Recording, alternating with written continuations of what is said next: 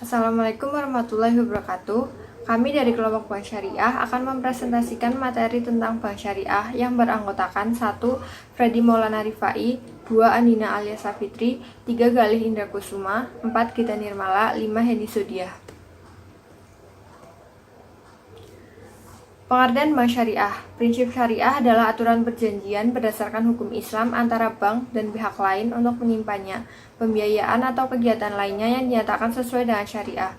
Berdasarkan rumusan masalah tersebut, Bank Syariah berarti bank yang tata cara operasionalnya didasari dengan tata cara Islam yang mengacu kepada ketentuan Al-Quran dan Al-Hadis. Bank Syariah selain berfungsi menjembatani antara pihak yang kelebihan dana dengan pihak yang membutuhkan dana, juga secara khusus mempunyai fungsi amanah. Untuk menjaga fungsi amanah tersebut, perlu adanya pengawasan yang melekat pada setiap orang yang terlibat di dalam aktivitas perbankan berupa motivasi keagamaan maupun pengawasan melalui kelembagaan. Sejarah singkat Bank Syariah. Awal mula kegiatan Bank Syariah dilakukan di Pakistan dan Malaysia sekitar tahun 1940-an. Kemudian di Mesir pada tahun 1963 berdiri Islamic Rural di desa Al-Tegarm, Bank, tapi masih berskala kecil. Ide pendirian Bank Syariah di Indonesia sudah ada sejak tahun 1970, di mana pembicaraan mengenai Bank Syariah muncul pada Seminar Hubungan Indonesia Timur Tengah pada tahun 1974. Pada tanggal 1 November 1991 dilakukan penandatanganan Akte Pendirian Bank Muamalat Indonesia atau BMI.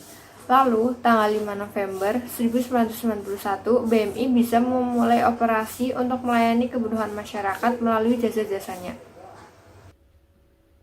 Berikutnya, prinsip bagi hasil. Yang pertama, prinsip al-musyarakah. Prinsip al-musyarakah adalah kerjasama antara dua belah pihak atau lebih untuk melakukan usaha tertentu. Syarat-syaratnya, yang pertama, syarat akad.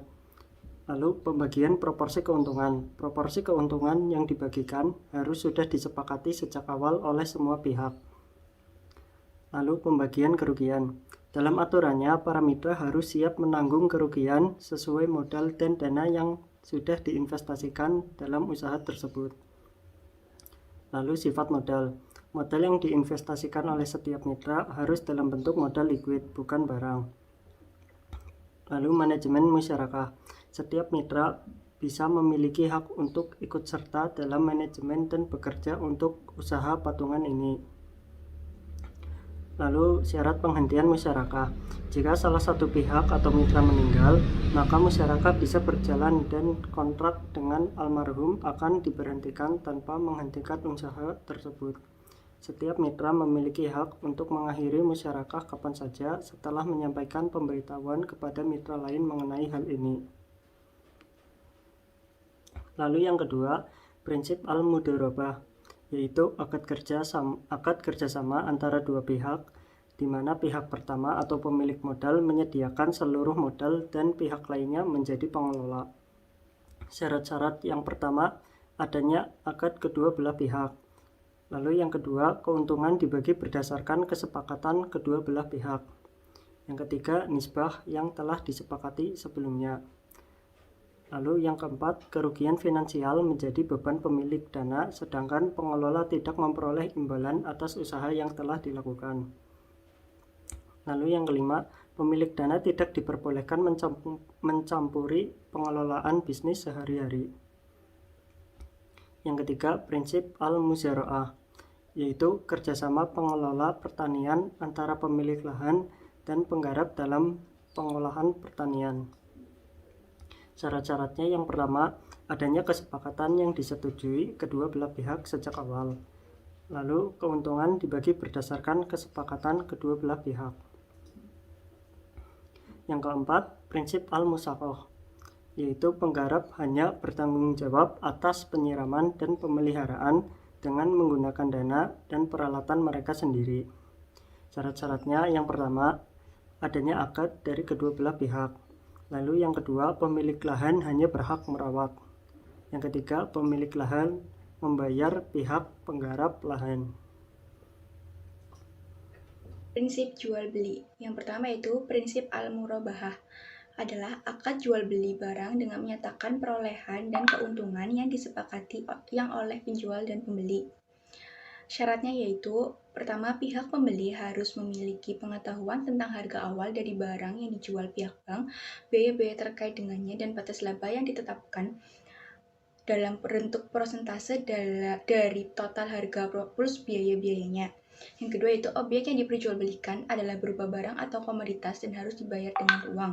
Yang ketiga itu objek yang diperjualbelikan harus ada dan dimiliki oleh pihak penjual atau wakilnya dan dapat diserahkan secara langsung. Yang terakhir yaitu pembayaran yang dilakukan oleh pihak pembeli dapat ditangguhkan.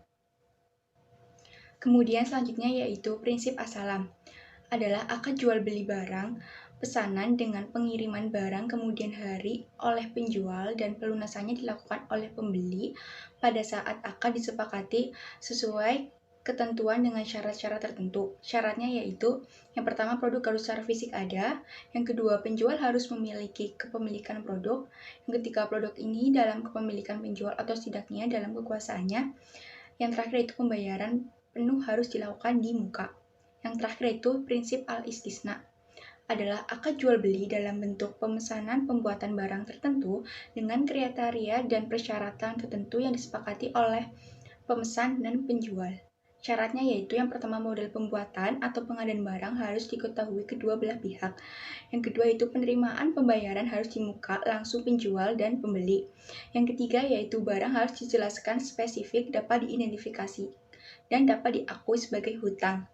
Kemudian, penyerahan barang dilakukan di kemudian hari sesuai kesepakatan kedua belah pihak. Dan yang terakhir adalah penggantian barang boleh dilakukan, akan tetapi dengan barang yang bernilai sama dan kedua belah pihak telah sepakat. Selanjutnya, pengelolaan bank syariah. Pengelolaan yang diterapkan oleh bank syariah harus berdasarkan pada prinsip-prinsip syariah Islam, yaitu mengharap ridho Allah Subhanahu wa taala, tujuan yang dicapai berdasarkan atas petunjuk Allah Subhanahu wa taala dan hadis Nabi Muhammad Shallallahu alaihi wasallam, terbebas dari bunga. 2. Bunga atau riba sangat dilarang dan haram hukumnya dalam Al-Qur'an. Yang ketiga, menerapkan prinsip bagi hasil atau sharing. Yang keempat, sektor yang dibiayai halal hukumnya. Dan yang terakhir, tidak ada investasi haram. Lalu ada pengaturan dan pengawasan bank syariah. Mekanisme pengawasan pada bank syariah.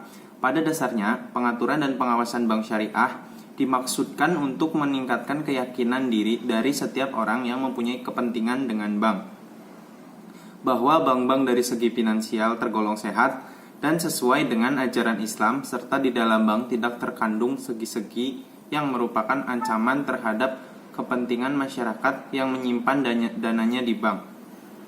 Berdasarkan kerangka keuangan Islam, pengawasan setidaknya harus mencakup dua dimensi utama, yakni patuh terhadap standar yang telah ditentukan oleh Peskomit dan ketentuan hukum tentang bank dan keuangan di negara masing-masing.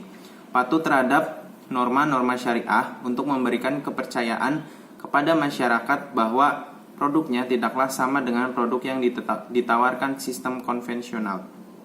Di Indonesia, Bank Indonesia secara spesifik membuat aturan dalam Peraturan Bank Indonesia nomor 11/33/PBI/2009 tentang pelaksanaan GCG bagi bank umum syariah dan unit usaha syariah yang mengatur secara komprehensif mekanisme pengawasan di bank syariah meliputi komposisi, karakteristik, struktur, dan mekanisme dasar yang harus dimiliki oleh Dewan Komisaris dan Direksi. Selain itu, diatur juga tugas dan tanggung jawab Dewan Pengawas Syariah. Yang terakhir, penilaian kesehatan bank syariah. Penilaian kesehatan bank syariah dilakukan berdasarkan Peraturan Bank Indonesia Nomor 9 PBI 2007 tentang Sistem Penilaian Kesehatan Bank Umum berdasarkan prinsip syariah yang berlaku mulai 24 Januari 2007. Bank Umum Syariah wajib melakukan penilaian tingkat kesehatan bank secara triwulan yang meliputi faktor-faktor antara lain permodalan, kualitas aset, stabilitas, likuiditas, sensitivitas terhadap risiko pasar, dan manajemen. Sekian dari presentasi kami mengenai bank syariah. Wassalamualaikum warahmatullahi wabarakatuh.